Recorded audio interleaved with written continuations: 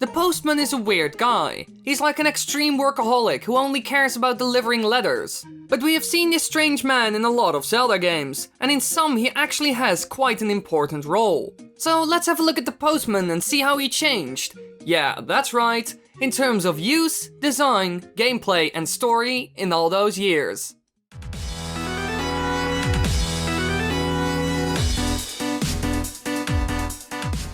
As his name may suggest, the postman is employed by the postal service, utilizing his lightning-quick speed to retrieve and deliver letters. The postman's clothing and possessions frequently bear a symbol representing a rabbit, which is a reference to a similar character from The Legend of Zelda Ocarina of Time, whose main role in the game is to buy the bunny hood.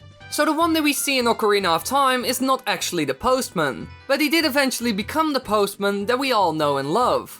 He has an obsession with rabbits, and speaks about how Hyrule Field used to be filled with them. You can sell the bunny hood to him, and he even believes that the long ears will help him hear the voices of the gods. Resembling the classic depiction of a Greek Olympian, he's a specialist runner, as implied by his name. But this actually goes back even further, since we also see the Running Man in A Link to the Past. The Running Man is an otherwise unnamed man wearing a distinctive red hat and a red jacket standing very close to the sweeping lady in Kakariko Village. He takes off whenever Link gets too close to him, due to believing him to be the villain who kidnapped Princess Zelda. Later on, when Link acquires the Pegasus boots, he can chase down the Running Man to catch up with him. Now this character doesn't look like the postman at all, he's completely different, but this changed in Ocarina of Time. And when they had to make Majora's Mask in only a year, they had to come up with an idea to create a bunch of characters as fast as possible. So, they started to use a lot of the character models from Ocarina of Time and updated them a little bit, or just used them straight away. This saved loads of time, and this is probably the reason why the postman from Majora's Mask is so similar to the Running Man. It's the exact same character model, but updated and turned into a postman, and so he was born. The postman can be seen walking around Clocktown checking mailboxes for mail. He takes his job very seriously, as he will not stop to chat when there is mail to be delivered, and is not willing to leave Termina unless he's given explicit permission. Now in the game he has a similar role as the Running Man had in Ocarina of Time. He mostly appears in side quests, and actually quite a lot of them. For example, one of the biggest, the Anju and Cafe quest, which he plays a big role in. So he actually has an important role, since this game is built around side quests after all.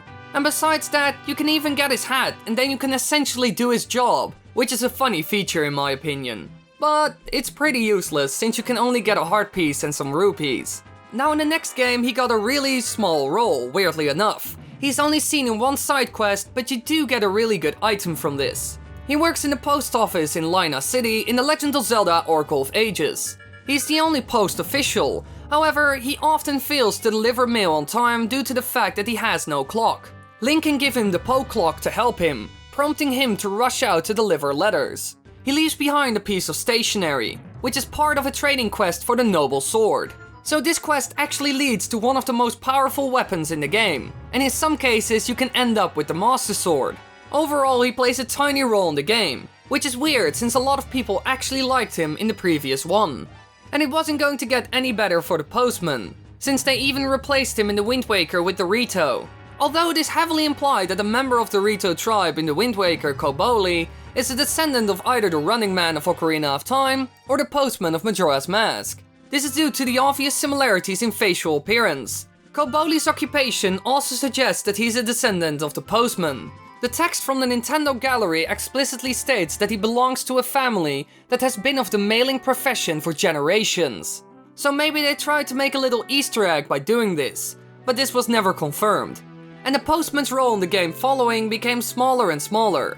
He became less important overall. In the Minish Cap, he runs the post office with his two helpers, Stamp, who works addressing and sorting letters, and Marcy, who sells the Swordsman's newsletter.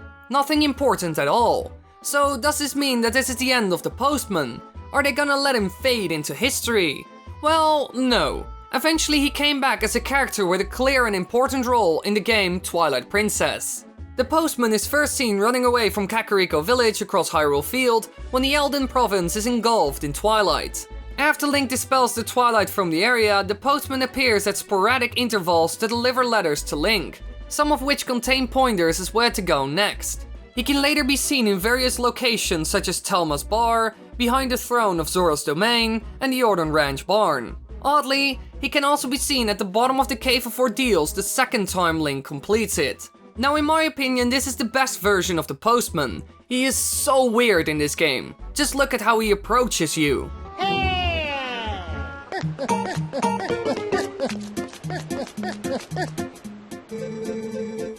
I freaking love this. He just runs up to you out of nowhere and stops the entire game.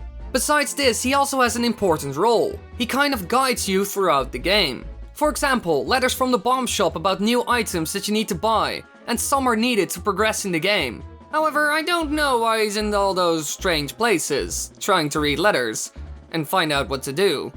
Probably an Easter egg. So finally the Postman returned, and he got an actual role in the game. An even bigger role than he had in any of the other games. And for the first time ever, the Postman delivers letters to Link. Since in Majora's Mask and the other games, he only delivered mail to other people.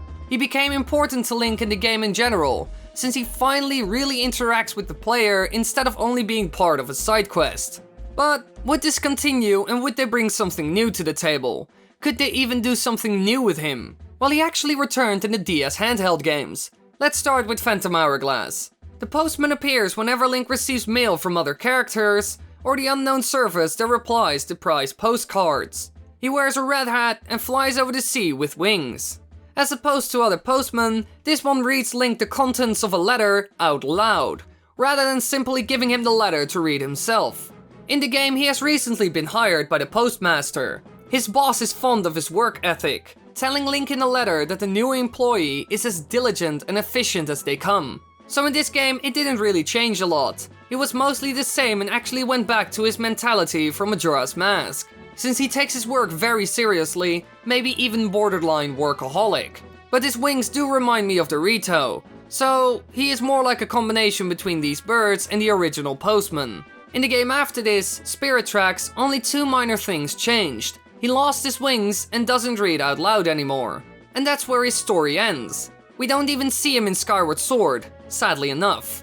But who knows, he might return in the next game, Breath of the Wild. Can you even imagine seeing him run through the ruins, dodging guardians and evil monsters left and right? Now that would be something truly special. Thanks for watching, everybody. I want to wish all of you a Merry Christmas and a Happy New Year. Well, yeah, Happy New Year. And after Christmas, 2 Christmas specials will come out. Yeah, it's after Christmas, I know, I'm a little bit late. My bad.